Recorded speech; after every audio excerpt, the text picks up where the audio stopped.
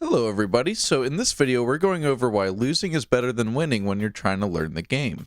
And Faker has even said this himself. The reason is, when you lose you usually tend to make more mistakes and that's easier to learn from. So yesterday I had an, let's just say unfortunate series of games where I lost 3 in a row in solo queue, and rather than making that just a frustrating experience that I don't really get anything out of, instead, I'm going to show you how to look at the games and very quickly, like I'm not going to spend a ton of time on these VODs, very quickly figure out what went wrong.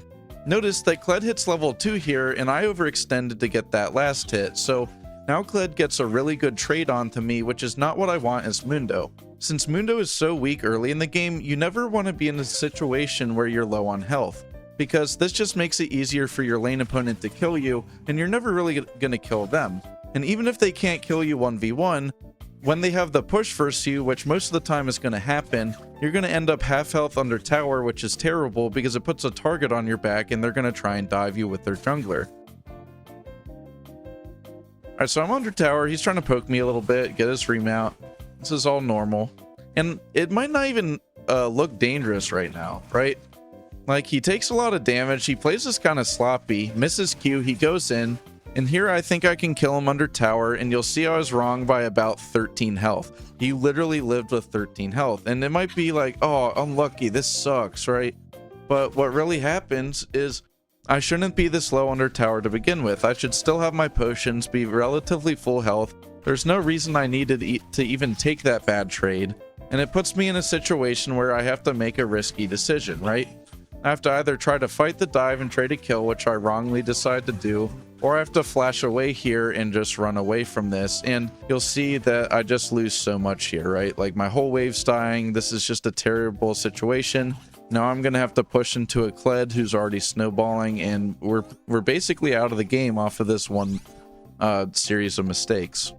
Alright, so here we're playing Mundo into Mbessa, and she went for a reset, so we're trying to get this wave pushed out so that we can help with the skirmish in the river. And notice this whole time Mbessa's going to be missing farm, so this is a very safe window to fight. We notice that Kindred gets low, and we tunnel vision a little bit on that, and we miss position and have to flash out of the play. But this is still a great spot, because here I could just get a free reset, and Mbessa's already going to be down a level because she missed so much farm. So I could just take a free reset, come back to lane full health, item advantage, and be able to play to try and solo kill her. But instead, we missed the opportunity to do that, and this is just kind of a loss of an opportunity. So let's get over here. And here we get level 6 before, and she dashes into us. And because we never got our items, we don't actually have enough health to fight her. We don't have the items, we don't have the health. And even though we have level 6 to level 5, we're still early game Mundo, and instead of this being a chance to get a free kill and get snowballing, we miss it. But luckily, we get bailed out by our Hecarim. He's coming in for a gank, and I should be running into Mbessa trying to follow up on the gank. And because I'm a shitter, I do not follow up in time. I actually just was not paying attention. He dives her, and now Hecarim's behind. The Mbessa's ahead. You know, you guys know the difference. If a Hecarim gets an early kill, he starts snowballing, he's feeling good. But instead he dies, he's tilted, and the game is going to be very hard to win from this point. This game we're playing Dr. Mundo into Renekton, and we should have the same game plan that we always would, where we're trade avoidant. We want to stay as healthy as possible just so that we're never in a scenario where we're low health and unsafe from our laner or getting dove.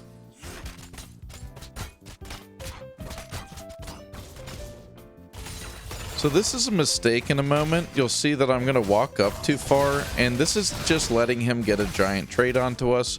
But just as I said, we want to stay full health so that we can get minions and experience as safely as possible. We're already super weak early game, so doing anything where we're even lower on health and even weaker is just going to make the game very dangerous and put a giant target on our back.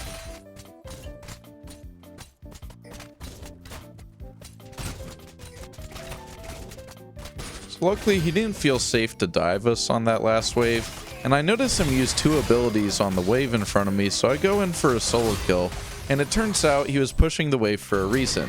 He was setting up a dive. Regardless of whether I fight him before the dive or not, I would have died in this scenario, and I lose a full wave early game, and I'm already out of the game. It's going to be very hard to play from this point.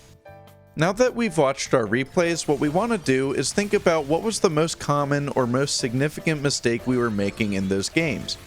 The reason we want to do this is because it's going to be too much if we think about all of the mistakes at once and try to work on improving that. It's just going to be too much to do at the same time, so instead find the most significant thing, pick that one, and then we want to come up with a plan for working on it. The biggest mistake I was making in these games is I was allowing my laner to get on top of me and get a big trade-off, which is beneficial for them and just makes me vulnerable under tower where I can get dove by their jungler. And you see that happen twice. So my plan for working on this is I'm going to be very mindful of staying out of my laner's engage range so that I can safely farm and keep as much health as possible. While laning, that's going to be my only focus, and that way I can actually make progress working on it. Thank you so much for watching the video. If you liked it, be sure to like, subscribe, and leave a comment.